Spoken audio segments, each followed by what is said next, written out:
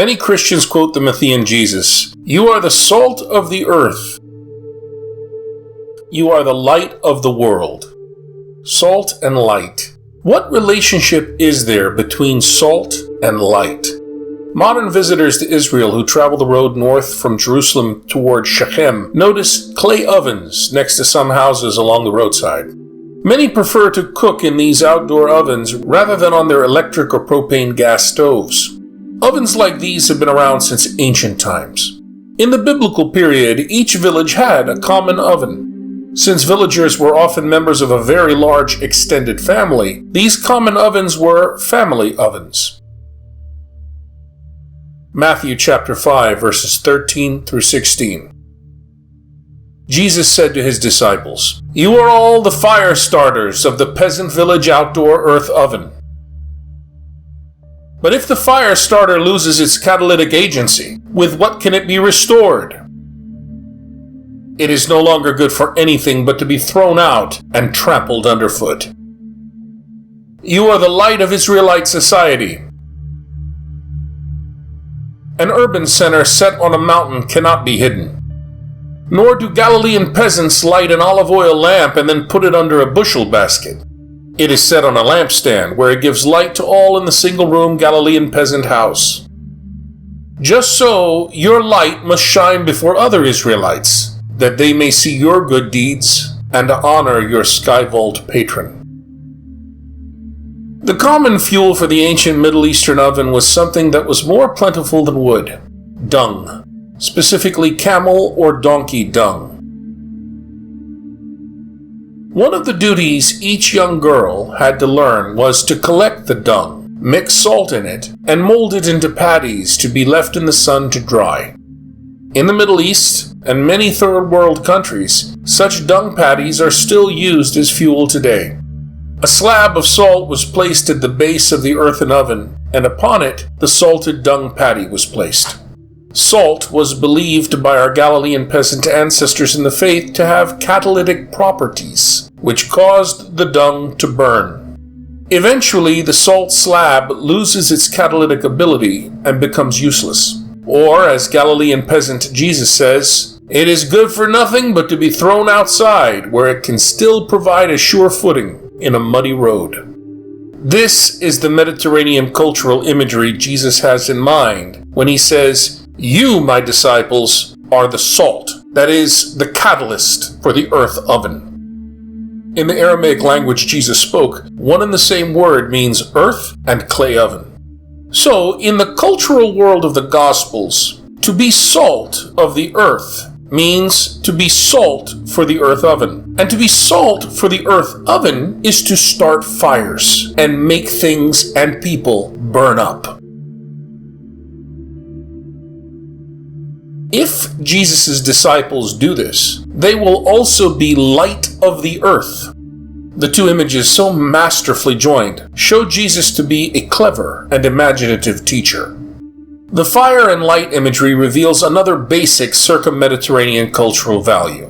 The people there, as well as people living throughout the Middle East, enjoy and engage in arguments on a regular, daily basis. Social experts describe these cultures as combative or agonistic. How so? Honor, the public claim to worth, is almost always an invitation to an argument.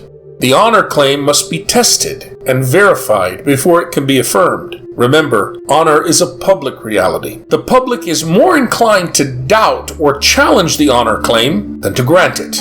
This is how the people of this culture are salty folk, prone to starting fires of intense argumentation. And like any fire, if left unchecked, can burn everything up. Jesus was salty. Jesus was a master at intense argumentation. He shows himself to be salty or catalytic by frequently resorting to his well-honed ability to insult everyone. I can challenge you by insulting you. And so I learned in the village as well, they are quite skilled at insulting each other. Many of these insults are very, very subtle. And one of the games to play is to subtly insult somebody and then see whether or not they pick it up. We're not often aware of it when we read the English Bible, but Jesus is extremely skilled at this kind of insult. Some of you may remember that in the 23rd chapter of Matthew, Jesus calls his opponents, it's translated in the English, a brood of vipers. That is not exactly what the Greek says.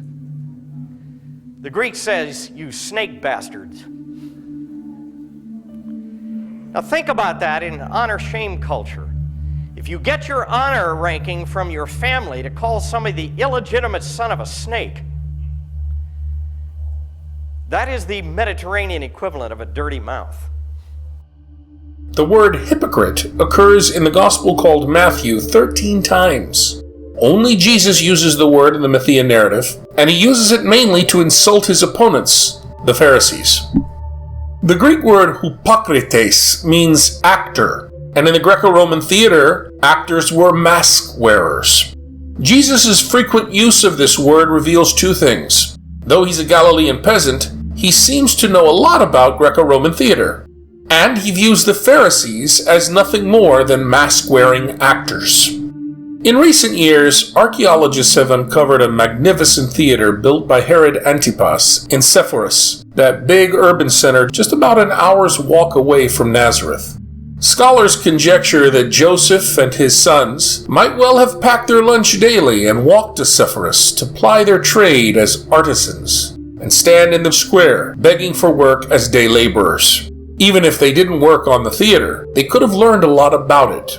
By calling the Pharisees mask-wearing actors, Jesus charges that Scripture may provide the lines they quote, but it is hardly the script by which they live. The Matthean Jesus says, "Do whatever they teach you and follow it, but do not do as they do, for they do not practice what they teach."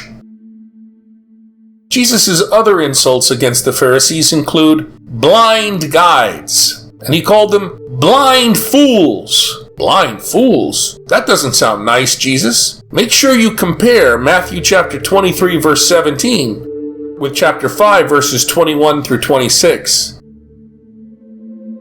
Matthean Jesus forbids calling people fools, but then he goes ahead and does it. What happened, Jesus? That's inconsistent. Right. Cultural inconsistency is valued by Jesus and his people. You say one thing, and you do the complete opposite. That's the real Jesus, folks. Salty and real. The salty, catalytic Jesus started fires and created light. Some saw the light, became enlightened and understood. Others got burnt, and they put him to death. How can American believers imitate the salty Jesus? Think about nice parishes full of well-dressed, wealthy people, very satisfied with the status quo. And when it comes to challenging what they must, often behave as spineless jellyfish. How would a salty Christian today, a catalytic fire starter, in such a parish setting work out?